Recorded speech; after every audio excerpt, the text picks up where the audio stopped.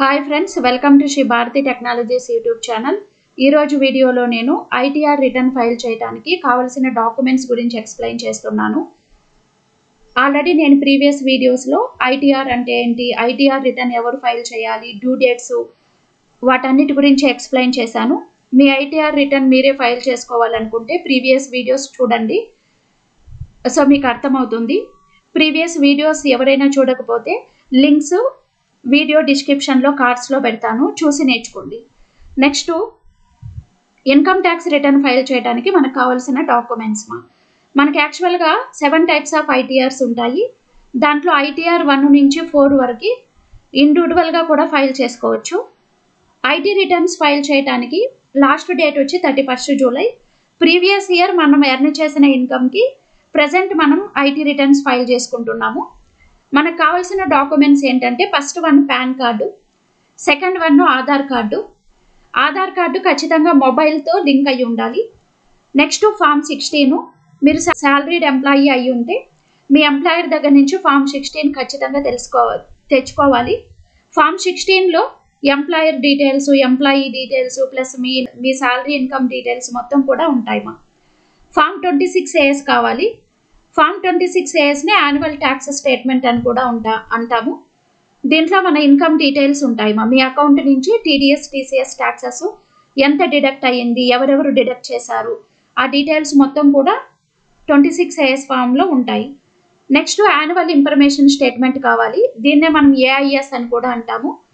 మన income details మొత్తం కూడా కంప్లీట్ ఇన్కమ్ డీటెయిల్స్ ఏఐఎస్ ఫామ్లో ఉంటాయి. మనకి 26AS ఫాము, ఏఐఎస్ ఫామ్ అనేవి మనం ఇన్కమ్ ట్యాక్స్ పోర్టల్ నుంచి డౌన్లోడ్ చేసుకోవచ్చు. మన యూజర్ ఐడి పాస్వర్డ్ వేసి ఇన్కమ్ ట్యాక్స్ పోర్టల్లో లాగిన్ అయ్యి 26AS ఏఐఎస్ ఫామ్స్ అనేవి డౌన్లోడ్ చేసుకోవచ్చు. మీకు 26AS ఫామ్స్ ఎలా డౌన్లోడ్ చేయాలో తెలియకపోతే ఆల్రెడీ నేను మన ఛానల్లో వీడియో పెట్టాను. ఆ వీడియో లింక్ డిస్క్రిప్షన్లో ఇస్తాను, చూడండి ఒకసారి. Bank interest certificate. సో మనకి అదర్ సోర్స్ ఆఫ్ ఇన్కమ్ తీసుకున్నప్పుడు మనకి బ్యాంక్లో సేవింగ్ అకౌంట్ ఉంటుంది, పోస్ట్ ఆఫీస్లో సేవింగ్ అకౌంట్స్ ఉంటాయి, ప్లస్ మనకి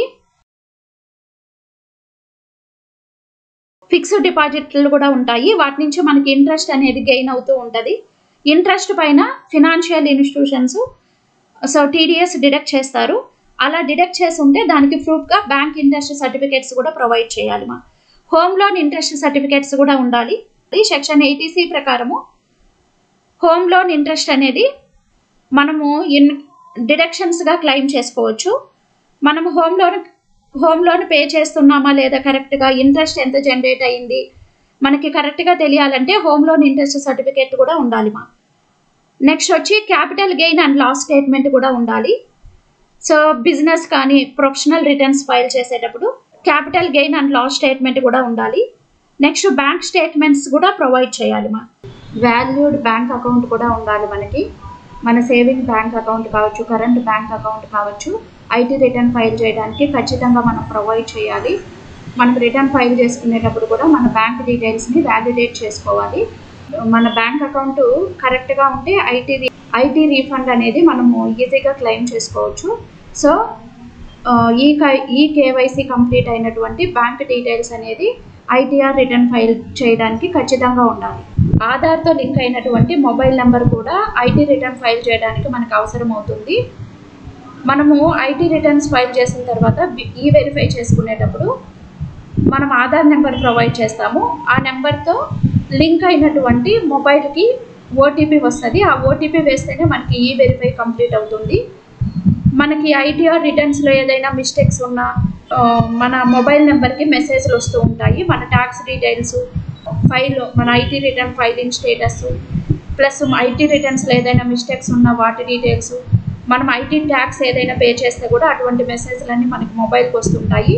కాబట్టి వర్క్ అవుతున్నటువంటి మొబైల్ నెంబర్ అనేది మన దగ్గర ఖచ్చితంగా ఉండాలి. చాలామంది ఆధార్తో లింక్ అయిన మొబైల్ నెంబర్ అనేది మార్చేస్తూ ఉంటారు.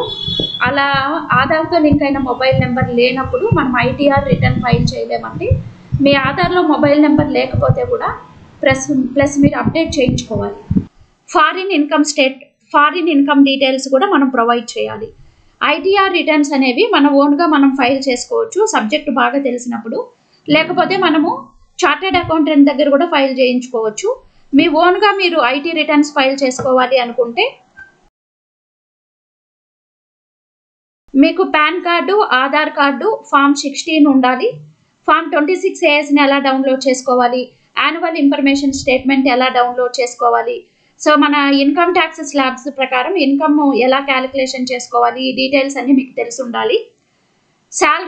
శాలరీడ్ పర్సన్స్ మీ శాలరీ పైన ఐటీ రిటర్న్స్ ఫైల్ చేయాలి అనుకుంటే PAN card, Aadhaar card, form 16, form 26AS, annual information statement అనేది ఈ డాక్యుమెంట్స్ ఉంటే సరిపోతుంది.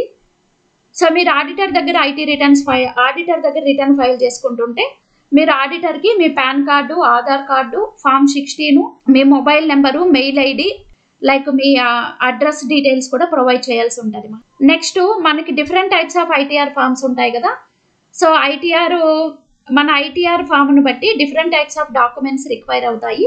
బట్ టోటల్గా మనం ఐటీ రిటర్న్ ఫైల్ చేసుకోవడానికి మనకు కావాల్సిన డాక్యుమెంట్స్ ఇవి. సో మీరు చార్టెడ్ అకౌంటెంట్ దగ్గర ఐటీ రిటర్న్స్ ఫైల్ చేసుకునేటప్పుడు PAN card, Aadhaar card, form 16, next మీ బ్యాంక్ డీటెయిల్స్, మీ మొబైల్ నెంబరు, మెయిల్ ఐడి వాళ్ళకి ఇస్తే సరిపోతుంది. ఏఐఎస్ స్టేట్మెంట్, ఫామ్ 26AS అనేది వాళ్ళే డౌన్లోడ్ చేసుకొని వెరిఫై చేసుకొని రిటర్న్ ఫైల్ చేస్తారు. Thank you for watching.